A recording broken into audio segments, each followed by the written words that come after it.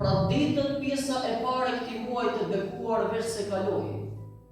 Prandaj çdo njeri prej nesh duhet të ndalet dhe ta pyes veten e tij, si i kalova këto ditë që kanë kaluar të Ramazanit. Pra pyetje të cilat ja bëjmë vetes me qëllimin që të përmirësojmë diçka. Si i kalova këto ditë të cilat kaluan të këtij muaji të bekuar? A mos ndoshta i kalova zakonisht si krejt ditët tjera të vitit? Pra përveç se nëse unë agjeroj, a bëra diçka shtesë përveç pra agjerimit çka e bëj? A bëra diçka me cilën unë t'i dalloj këto ditë nga ditët tjera të vitit?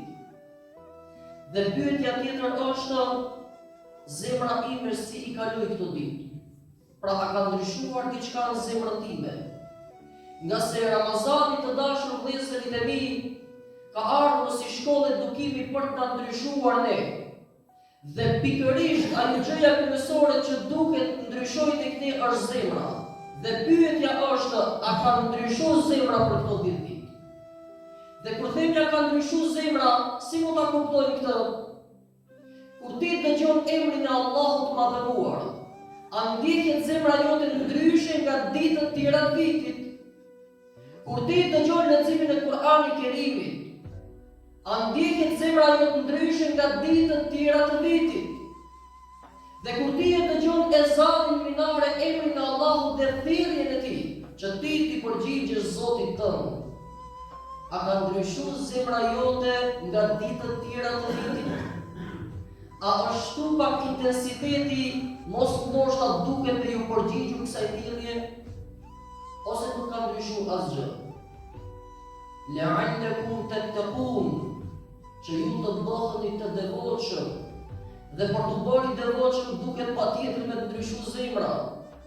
Pra Ramazani shpesh komentohet si pastrim gjunahësh. Vëllezërit e mi, po është e vërtetë. Allahu i Madhëruar fal gjunahe në këtë muaj si kur në muaj tjerë. Mirë po, para se të falen gjunahet tona, çfarë kuptimi ka falja e gjunaheve nëse neve nuk na pastrohet zemra?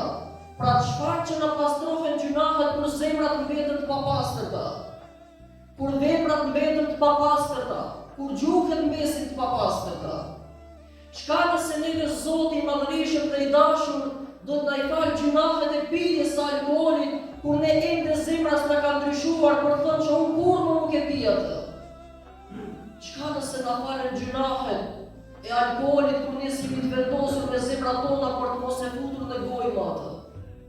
Çfarë nëse na falen gjunahet e mosfaljes së namazit, kur ne përsëri nuk jemi të vendosur për ta falur atë?